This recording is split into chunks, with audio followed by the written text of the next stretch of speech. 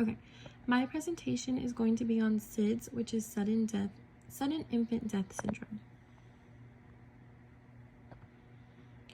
So what is SIDS? SIDS is a sudden unexplained death in a newborn baby all the way up to a year.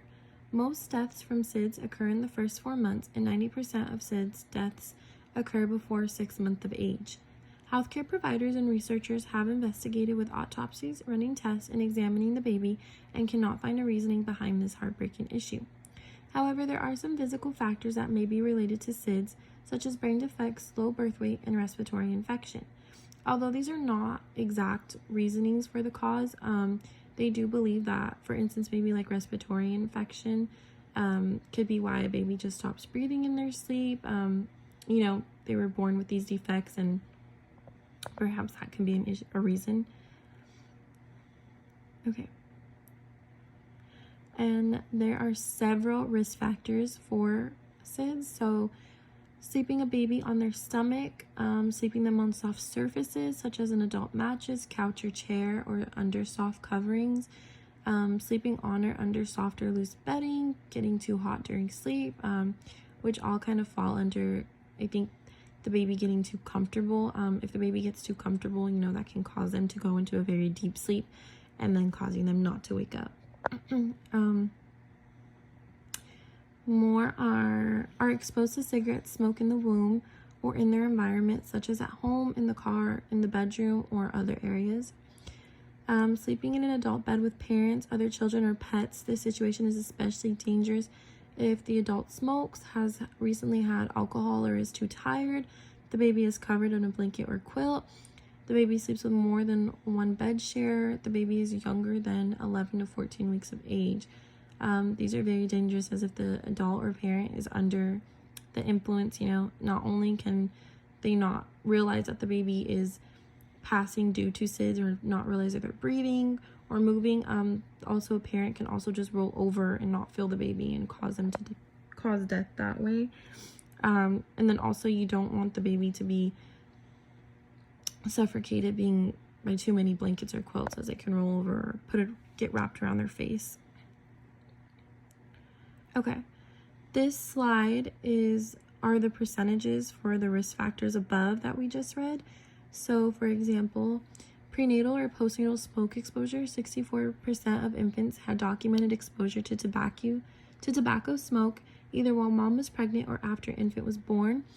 Age inappropriate sleep surface, 60% of infants were sleeping in or on something or on other than a safety approved crib, playpen, or baby bed. Found on their stomach. At time of death, 52% of infants were positioned on his or her side of stomach. Bed sharing. At the time of death, close to half of infants, 48%, were sleeping with an adult or child. Bedding related issues include blankets and or sheets found over the infant's head and or around their mouth or nose, stuffed animals in the bed, or having been placed on a pillow, etc. 44% of babies has bedding related issues at the time of death. Put to sleep on their side or stomach. 64% of infants reported to have been found on their backs. 36% of babies were found on their stomach. Current respiratory infections. 36% of infants were reported to have current or recent within the past 2 weeks respiratory infections. Prenatal drug use. 12% of babies had prior drug use during pregnancy before they were born. So those were just all the percentages of the factors above. Okay, now we have protective/preventative factors. So one way to prevent SIDS would be placing a baby on their back to sleep. Remove pillows, blankets, stuffed toys, and other objects from the crib. Don't use devices to prop baby on side. Use a firm mattress covered with a fitted sheet in a safety approved crib. Avoid overheating. Baby shouldn't be too hot or sweating or too hot to touch. Again, this kind of falls under don't let the baby get too comfortable, as they cannot wake up. Breastfeeding is also a preventive factor. Breastfeeding studies have shown a decreased incidence of SIDS in breastfed babies. A meta-analysis of 23 studies published up to 1997 examining the relationship between SIDS and breastfeeding found the overall risk of SIDS twice as great for formula-fed infants compared with breastfed infants. The article even stated that even if babies who were partially breastfed were still beneficial for those who were fully term breastfed. So even if you were just baby breastfeeding for a month to 3 months, it was still beneficial for the baby and reduced SIDS. Breastfeeding reduces the risk factor for sudden infant death syndrome by approximately 50% at all ages through infancy. Room sharing is also another preventive factor. Sharing the same room as your infant can help prevent SIDS. They can reduce the risk of sudden death as much by 50%. The rationale is that having the infant within view and reach makes for easier monitoring, comforting, and feeding. Because the baby is nearby, parents might notice any potential difficulty. Recommend room sharing for the first 6 months to a year. So room sharing can be beneficial for all these reasons listed. However, room sharing and bed sharing are 2 different things. Just because you're room sharing doesn't mean to put the baby in the bed.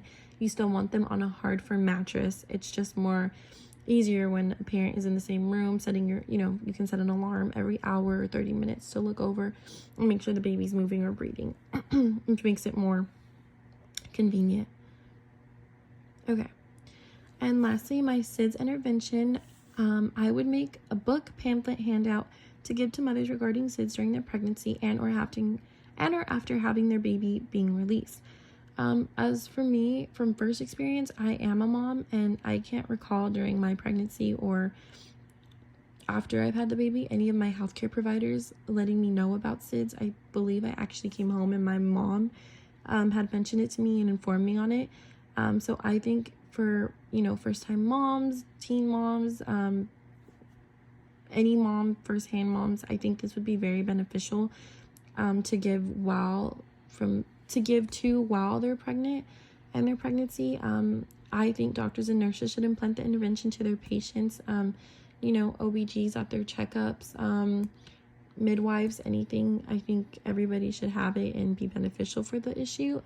Even if they have them just sitting in the waiting room, or, if you're at your checkup and the doctor gives it to you and informs you, or even after you just had the baby, I think would be beneficial for the doctor to give, or the wife or the nurse. So if the mom has any questions while there, because I believe you do stay like a day or 2 after you've had the baby, you can read on it and ask the doctor anything before you leave. I think would be very beneficial. Potential barriers would be moms who don't read or look at the information, whether you have neglectful moms or just moms who are too busy through their day to stop and read, could be a potential barrier. Doctors or nurses who feel rushed to see other patients and not want to review the information with their patient. Doctors and nurses feel like they have too many people to see in a day and might not want to take the time to stop for what they feel mom should be doing on their own time. And lastly, I believe funding books, maybe, the pamphlets and handouts might be an issue for these healthcare facilities. But other than that, this would be my intervention and idea to at least spread awareness and help moms, young moms, or future moms to know about SIDS, as it is a very unfortunate and really scary situation. Thank you.